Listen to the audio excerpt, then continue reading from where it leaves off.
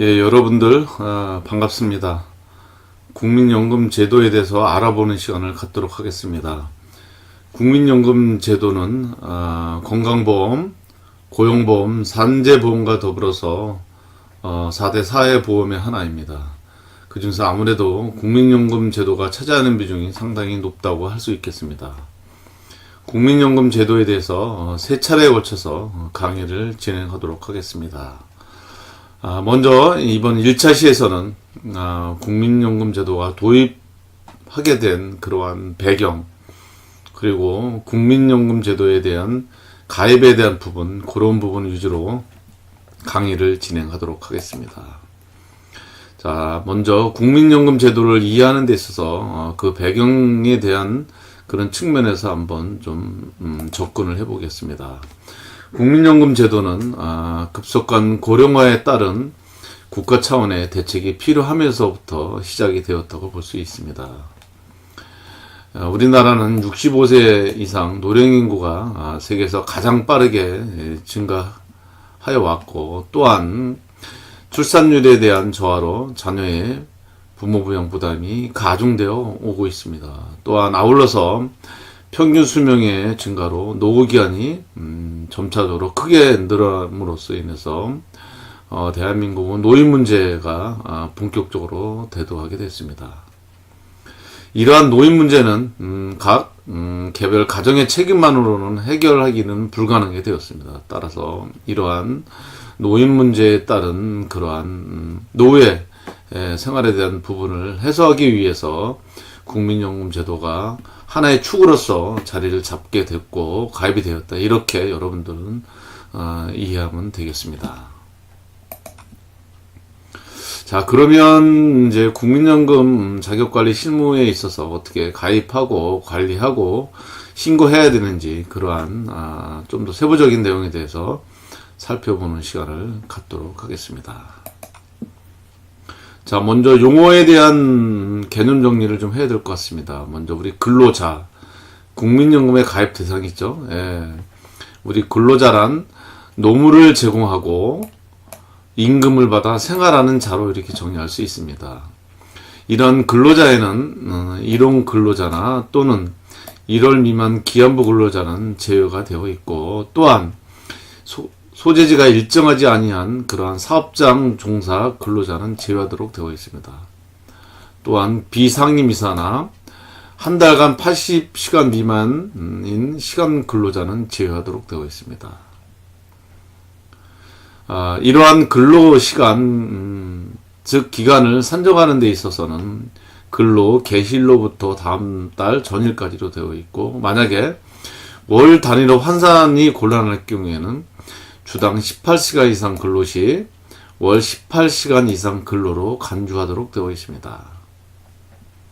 자, 그럼 이번에는 사업주 또는 사업 경영자를 보겠습니다. 물론 사업자는 개인이 될 수 있겠죠. 사업 경영자는 법인이 될 수 있고, 법인의 대표이사는 근로자인 동시에 사용자입니다. 법인의 비상임이사 임원인 경우에는 법인 등기부도나 또는 정기적인 급여 지급 여부로 사업장 가입 여부를 판단하게 됩니다.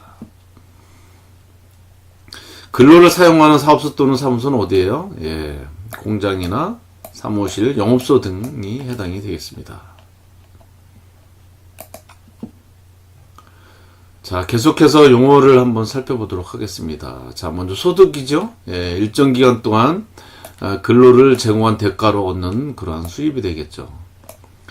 자, 표준소득 월액입니다. 이거는 연금보험료나 급여를 산정하기 위한 목적으로 정한 것입니다. 소득 월액을 기준으로 해서 45등급으로 단계적으로 정해놨습니다. 평균소득 월액인 중위소 표준소득 월액인 경우에는 사업장 및 지역 가입자 전원의 표준소득 월액 평균액이 되겠습니다. 기준일은 전년도 12월 31일 현재로 적용하고 있습니다. 소득 미신고서 적용 현재는 24등급으로 구분해 놓고 있습니다. 자, 그러면 이번에는 신고 포함 소득과 재소득을 구분해보고 각각 내용에 대해서 좀 세부적으로 살펴보도록 하겠습니다. 먼저 포함소득입니다. 인건비성이죠. 예, 성과급, 유료금, 특별상여금, 인정상여금 등은 포함이 됩니다. 그리고 자녀학자금 포함되고요. 그 다음에 월 150만원 이내의 국외 근로수당도 포함되고 있습니다. 또한 월정급여 100만원 이하의 생산직으로서 야간, 휴일수당 등 연 240만원 이내에 포함되도록 되어 있고, 일용 근로자인 경우에는 일용단가, 그리고 거기에 시간외나 휴일 근무수당 같은 각종 수당이 포함되게 되어 있습니다. 자, 이번에는 제외소득입니다. 중간정산 및 급여 포함 퇴직금인 퇴직소득이 제외되고요. 그 다음에 산전의 휴가급여, 그 다음에 6세 이하의 육아휴직급여, 이런 것들은 제외가 되고 있습니다. 또한 매월 식대종 10만원 이하의 금액은 제외하도록 되어 있고요. 20만원 이하의 차량 유지비 또한 제외하도록 되어 있습니다. 자, 주의할 것은 1항입니다. 급여 포함 퇴직금 및 그 다음에 2항 근로소득에는 해당이 되는 것입니다.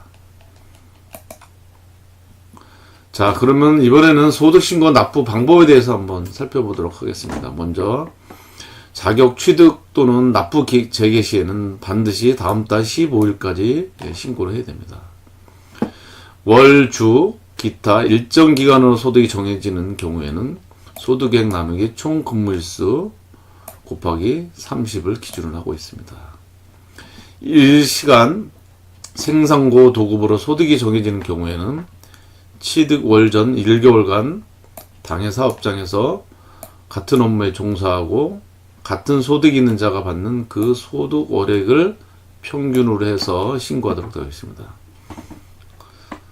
만약 이 두 가지 방법으로 소득 월액을 산정하기 곤란한 경우에는 취득 월 전 1개월간 그 지방에서 동일한 업무에 종사하고 동일한 소득이 있는 자가 받은 그 소득 월액을 평균해서 신고하도록 되어 있습니다.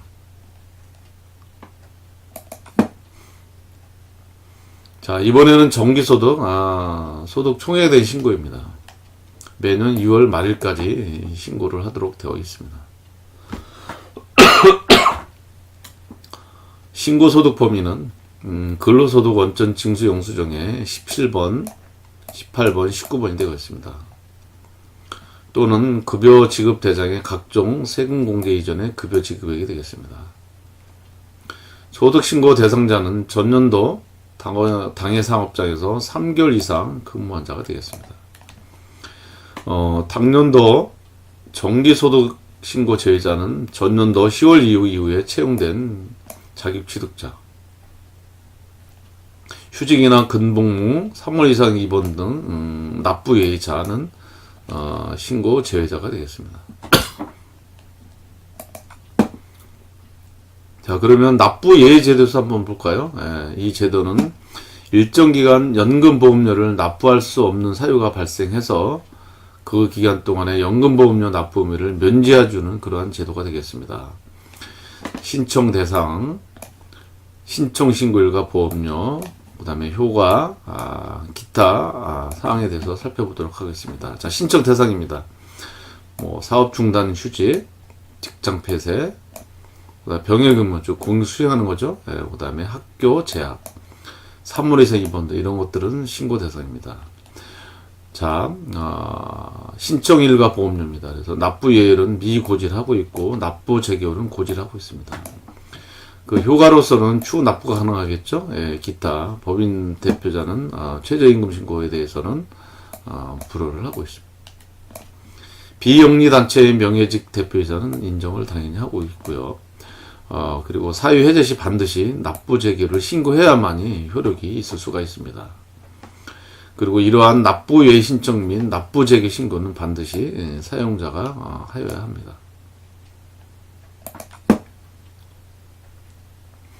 자, 이번에는 이 이상 적용 사업장 가입자의 소득 결정 방법에 대해서 알아보도록 하겠습니다.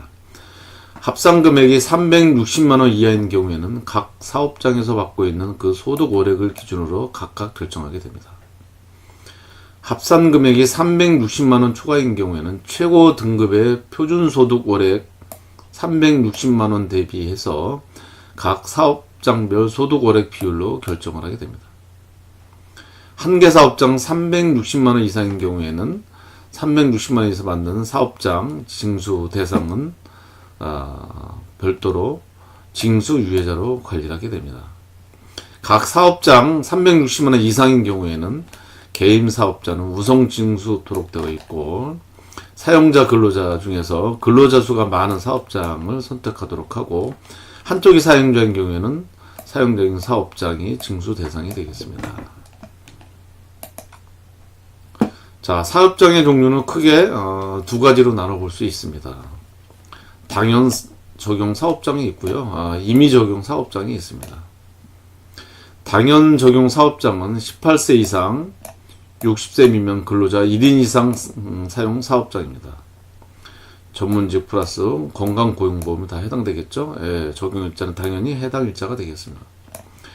임의 적용 사업장인 경우는 희망하여 가입한 사업장입니다. 18세 이상 60세 미만의 근로자의 3분의 2 이상 동의를 얻으면 되겠죠. 적용일자는 신청서 접수일이 되겠습니다. 자, 이번에는 당연 적용 사업장의 적용 및 탈대입니다. 먼저 적용 신고입니다. 대상은 1인 이상 근로자를 사용하는 사업장에 해당하게 된 때는 법인인 경우에는 법인 이사만 있는 경우에도 해당이 되고, 개인 사업장인 경우는 사업주와 플러스 1인이 해당이 되고, 적용일은 당연히 해당이 되겠습니다. 탈퇴 신고의 대상은 휴폐업 시, 휴업이나 폐업 시겠죠. 그 다음에 통폐합하게 된 때, 기타 등등입니다. 그 다음 적용일은 휴업과 폐업일 등이 있어서 휴폐업 사실상 증명을 기준으로 해서 신고를 하게 됩니다. 만약에 사실과 다를 경우에 실제 휴업한 일과 폐업한 일을 기준으로 해서 처리하면 되겠습니다. 이런 경우에 사유 해당 일의 다음 15일까지 사용자가 직접 신고를 하면 되겠습니다. 자, 그러면 이제 사업장 가입자의 자격 요건을 한번 볼까요? 예. 일반 가입자, 그 다음에 외국인 가입자, 임의 적용 가입자로 나눠서 보도록 하겠습니다. 먼저 일반 가입자입니다. 18세 이상 60세 미만의 국내 거주 국민, 근로자 1인 이상 사업장의 종사 이렇게 되어 있습니다. 외국인 가입자는 18세 이상 60세 미만 외국인 또는 해외 교표, 국민연금 적용 사업장의 종사, 그래서 근로자나 또는 사용자 이렇게 되어 있고요. 외국인 역시 내국인 업무 처리 기준을 준용하도록 되어 있습니다. 상호주의 원칙에 의해서. 임의 적용 가입자는 다음에 자중에 가입을 희망하는 자입니다. 타 공적연금 등 수급권자, 그리고 생활보호 대상자, 그리고 사업장 임의 계속 가입자, 전액 본인 부담하고, 60세 미만의 특수직종 노령연금 수급권자, 그리고 60세 미만의 조기 노령연금 수급권자 등은 본인이 가입하는 데 따라서 국민연금의 승인을 받아서 추가로 가입을 할 수 있게 됩니다. 자, 그럼 좀 전에 말씀드렸던 상호주의 원칙에 의해서 외국인 근로자를 관리하는 부분을 보도록 하겠습니다. 먼저 상호주의에 대한 개념을 잠깐 좀 볼까요? 외국인의 국내법이 대한민국 국민에 대해서 연금에 관한 법률을 적용하는 경우에 우리나라도 그 외국인에다 당연히 동일하게 적용하라는 그러한 원칙입니다. 미국, 영국, 프랑스, 독일, 캐나다, 중국, 대만, 필리핀, 태국, 스위스 등 99개국이 가입 적용이 되어 있고, 네팔이나 러시아, 미얀마, 방글라데시, 베트남, 싱가포르, 캄보디아, 파키스탄 등 17개국은 가입 미적용이 되어 있습니다. 기타 불법 체류자, 그 다음에 대사, 영사, 그리고 그 가족들, 즉 취해법권 해당자겠죠. 당연히 기타 가입 미적용으로 되어 있는 그러한 당사자들이 되겠습니다. 자, 사회보장협정에 의한 외국인 근로자 관리입니다.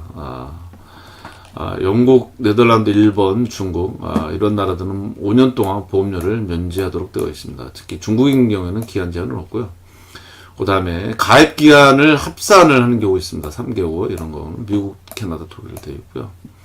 그 다음에 반환 일시금을 지급하는 30개국이 있습니다. 자, 세 가지 측면에서 나눠보겠습니다. 최소 가입 기간 6개월에서 2년 상승입니다. 그래서 벨리스나 태국이나 베네수엘라 등 11개국이 되겠고요. 사회보장 협정에서 지급하는 3개국이 있습니다. 독일, 미국, 캐나다. 그 다음에 최소 가입 기간과 무관하게 지급하는 말레이시아, 스리랑카, 스위스, 홍콩, 터키 등 16개국이 있습니다. 참고로 소개를 해드렸습니다. 자, 이번에는 자격관리 사례별 확인사항을 볼까요? 먼저 신규 채용 시에는 다음 달 15일까지 가입 대상 근로자 여부와 연령, 국내 거주 여부, 국적, 그 다음에 타 공적연금은 수급권자 여부를 확인해야 됩니다. 퇴사 역시 다음 달 15일까지 퇴사 월분 보험료 부과 여부를 확인을 해야 되고요. 그 다음에 근로기간 중 매년 2월 말일까지 사업장 및 사업장 가입자 내역 변경 여부와 그 다음에 정기소득 총액 신고 여부를 확인을 해야 됩니다. 여기에는 전년도 10월 이전 채용 여부가 있는지 또는 20일 미만 근로한 올해 유무가 있는지 이런 부분을 확인해서 매년 6월 말까지 신고를 좀 해야 됩니다. 자, 이번에는 자격 취득과 상시 신고에 대해서 살펴보도록 하겠습니다. 먼저 자격 취득 신고입니다. 신고 대상은 가입 연령 신규 채용자, 가입 연령에 도달한 18세 이상인 자, 1월 이상 80시간 이상자, 기초 수급자에 해지된 자 이런 부분들이 신고 대상이고 취득 시기는 사유에 해당된 날이 되겠고 신고 기한은 사유 발생일에 다음 달 15일까지 하면 되겠습니다. 자격 상시 신고의 신고 대상은 퇴직, 사망, 국외주자, 60세 도달, 그리고 타연금 가입자, 그 다음에 월 80시간 미만 사용자 등에 대해서는 사유 발생한 날의 다음 날 이 상실 시기니까 그로부터 다음 달 15일까지 신고하게 됩니다. 단 타 공적연금이나 기초생활수급자는 해당 일자로 기준에서 신고를 해야 되고요. 건강보험료 자격 상실인 경우에는 사유 발생일로부터 다음 달 15일까지 신고를 하면 되겠습니다. 자, 이번에는 사업장 내역 변경이나 정정에 대해서 한번 살펴볼까요? 변경이나 정적할 내용들은 바로 법인의 경우, 사용자 성명, 주민등록번호, 사업장 명칭 소재지, 사업자 법인등록번호, 적용연월 등이 있습니다. 또 사업장 전화번호, 팩스번호, 우편번호, 기본적 연락처가 되겠죠. 그 다음에 건강고용, 산재보험의 기호 이런 것들입니다. 공통서류는 사업장 내역 변경 신고서가 있습니다. 그리고 추가 서류로서는 이 부분에 해당되는 부분은 바로 사업장 등록증이나 법인 등록. 하지만 아주 기본적인 연락처와 같은 내용에 대해서는 추가 서류는 해당 사항이 없습니다.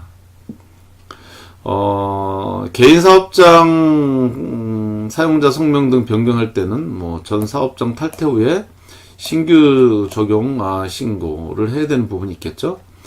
예외적인 인정이 있습니다. 상속할 경우나 아니면 동업 해제 시 이런 것들은 예외적으로 인정이 되고 있습니다. 사업장의 분리 적용 신청에 대해서 좀 살펴볼까요? 신청 대상은 사업장이 지점이나 대리점 또는 출장소를 본점과 분리해서 각각 별도로 가입을 원하는 경우가 있을 수 있겠죠? 이런 경우는 법인 등록번호는 이제 동일하게 해서 신고를 하면 됩니다. 그래서 사업자 등록번호는 달라도 가능하게 됩니다. 인사권자가 동일한 경우 있겠죠? 그래서 계열 사업장은 이제 불가하지만 인사권은 이제 독립되어 있는 그런 부분이 되어 있습니다. 신청에 대한 효과로서는 국민연금 번호가 별도로 부여되고 관리를 하게 됩니다. 만약 인사 이동할 때는 전출입 신고로 가름하게 되고요. 이런 것들은 전입 사업장에서 신고만 하면 됩니다. 자, 그러면 이번에는 사업장 및 사업장 가입자의 재증명 발급에 대해서 한번 볼까요? 자, 먼저 사업장 가입 증명의 그 자료 내용은 국민연금 가입 기간, 보험료 납부 사항 등이 있겠죠. 그 다음에 사업장 보험료 가입 내용은 연도별 또는 월별 보험료 납부 내용. 사업장 가입장 명부는 당해 가입자 내역 전체겠죠. 자격일자나 등급 같은 경우. 그 다음에 사업장 가입자 가입증명이 있겠죠. 국민연금 가입 내 당해 사업장의 하나는. 가입자 보험료 나입 내역, 당해 가입자 개인별로 납부한 연금보험료 내역. 그다음에 퇴직금 전환금 납입 내역, 당해 가입자 퇴직금 전환금 내역. 그 다음에 당월분 보험료 고지 내역. 그래서 뭐 고지 내역 그렇게 보면 되겠죠. 변동이 있을 경우 표시하면 되고. 제출 서류는 이제 재증명 발급 신청서. 그 다음에 신청인 또는 사용자 신분. 그 다음에 당해 사업장을 입증할 수 있는 서류, 뭐 이런 것들이 해결되겠습니다. 자, 재증명 발급의 신청 자격은 사용자 또는 국민연금 실무 담당자에 이렇게 한해서 이렇게 하고 있고요. 여기 물론 폐업 사업장 포함합니다. 그래서 이런 것들을 자격에 제한을 두는 이유는 사업장 및 사업장 가입자의 개인정보를 보호하는 데 그러한 목적이 있습니다. 자, 이번에는 자격 변동 확인 통지 및 가입 내역 안내입니다. 자격 변동 확인 통지에 대한 내용은 당월 자격 변동 신고 내용을 이제 통지하는 그런 내용이 되겠죠. 예. 매월 25일경에 정기고소를 동봉해서 통지를 하게 되고, 통지 내용은 자격 변동 사항과 소급분 월수 및 금액, 그리고 퇴직금 전환금 이런 부분이 있습니다. 그리고 가입 내용 안내에 대한 개요는 가입자별 가입 이력, 보험료 납부 내역, 그리고 예상 연금을 뜨면 통지하게 됩니다. 매년 하반기에 1년에 한 번 정도 하고 있고요. 안내 내용은 현 사업장에서 보험료 납부 및 미납 내역, 총 납부 및 미납 내역, 그래서 1억 포함해서, 그 다음에 무엇보다도 가입자가 가장 관심 많은 예상 연금월액이 이렇게 가입 안내를 해야 됩니다. 자, 신고와 신청 변경과 정적입니다. 신고는 의무적 사항이겠죠? 자격 취득, 상실, 뭐 내역 변경과 같은 신고 등이겠고요. 신청은 의무적 사항은 아닙니다. 뭐 가입 자격 확인이라든지 재증명 발급 신청. 변경이 실제 내용이 변경될 경우가 있겠죠. 사업장 주소 변경 신고 등과 같은 경우도 있고. 정적인 경우에는 뭐 오기나 오타 또는 착오로 인해서 잘못 기재할 경우에 주로 이제 사업장 전화번호 정정 신고 같은 그런 내용들이 뭐 있을 수 있습니다. 자, 마지막으로 4대 사업보험에 대한 전자로 처리할 수 있는 그런 부분입니다. 즉 국민연금관리공단 홈페이지나 아니면 4대 보험 통합 포털 사이트에 대한 홈페이지를 통해서 전자 처리를 할 수 있습니다. 물론 인터넷 뱅킹에 대한 인증서가 필요하고요. 그 다음에 EDI 인증서가 필요해야만이 처리할 수 있습니다. 다량으로 일괄 처리할 수 있겠죠. 그래서 뭐 결과 1위로 확인이 가능할 수 있고요. 가입은 당연히 공단 홈페이지를 통해서 할 수 있습니다. 그 다음에 포털 사이트 적어놨죠. 소량 즉시 처리할 수 있고 무료고, 결과 즉시 리얼타임으로 확인할 수 있고요. 그 다음에 물론 당연히 4대 보험에 대한 가입 신청 4대 보험 토탈 사이트인 이 사이트를 이용해서 할 수 있습니다. 자, 여러분들 수고하셨습니다. 국민연금 제도에 대해서 첫 번째 시간으로서 국민연금에 탄생하게 된 그러한 동기와 가입에 필요한 여러 가지 절차나 방법에 대해서 살펴봤습니다. 다음 시간에 또 만나도록 하겠습니다. 마치겠습니다.